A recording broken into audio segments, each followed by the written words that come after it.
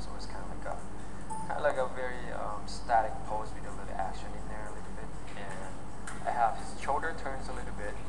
As you see this X right here, this cross line, it's kind of like the axis that I use to kind of like guide the proportion of the head down and which way your shoulder will turn. And down here is like a rib cage sort of kind of thing that will guide where the stomach will turn or where the stomach would be or the torso. And now I'm kind of like still constructing the outline of the body and not in any way going to detail yet.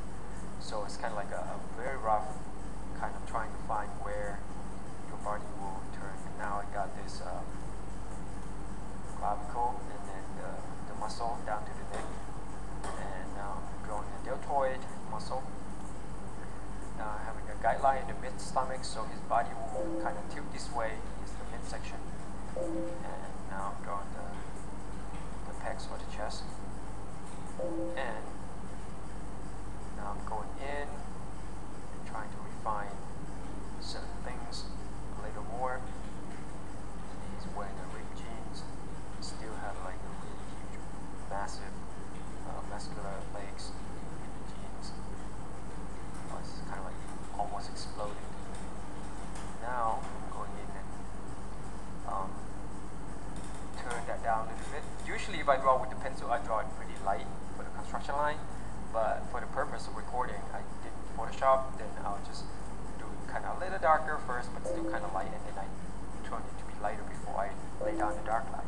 So if I do it with the pencil, I lay out the really lighter line first, and then I'll just draw the darker line over. So now I'm fixing.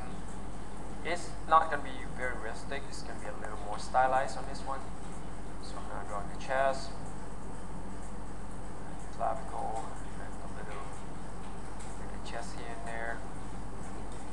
And if you notice, the outline is thicker than the line that I used to sort of make the indication of the mass, or somebody use crotch hatching, but I prefer the contour sort of that kind of go with along with the roundness of the mass, whatever the direction that is. And now we have the body,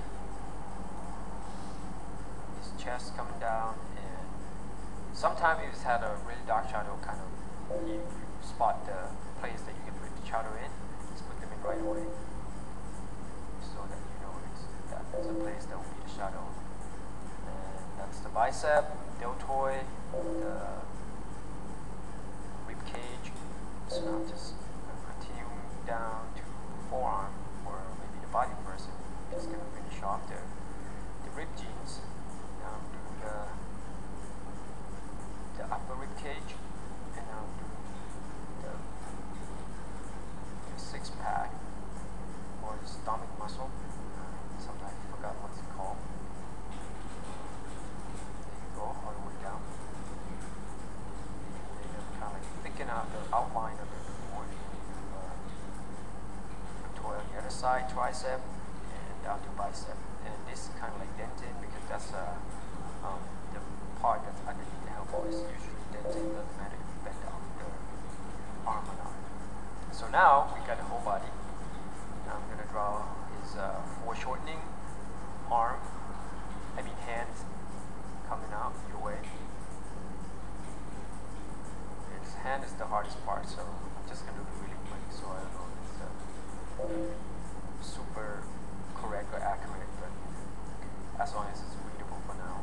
But for the persuasion, you might have to go in and fix certain things so it looks a little more like a hand. So as you can see, underneath the elbow is the place that you should notice all the way, so to distinguish. And really quick hands on the other side, going in and trying to refine his head, his face a little more. So you know I have the construction line defining his meat face in here, and now I'm just going to go in and try to, maybe I'm just going to put a little bit more effort in drawing the face, more detail.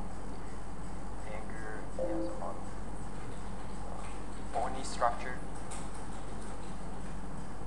Never look happy and have like really massive jawline and cheekbones and coming out.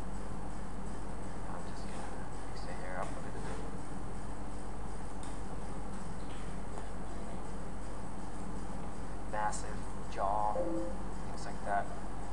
So we're almost done here. I'm just gonna finishing up the jeans right there. Just forget about it. But anyways, then as you can see, I also put like a little bit of the shadow indication around here and there, right there, and then if you indicate a shadow, you can always like put the color in on the overlay layer or multiply layer or something like that. And just gonna maybe put some color in there, or maybe not. Using soft brush. Decided not to. But anyways, here's the Hulk. That's too dark. Let's make it lighter. Soft brush. Like once you have like the hard brush to indicate the line of the shadow, you can use soft brush going in there and then go in and try and indicate it there. Now, shadow in so many places. Get it over time. So anyways,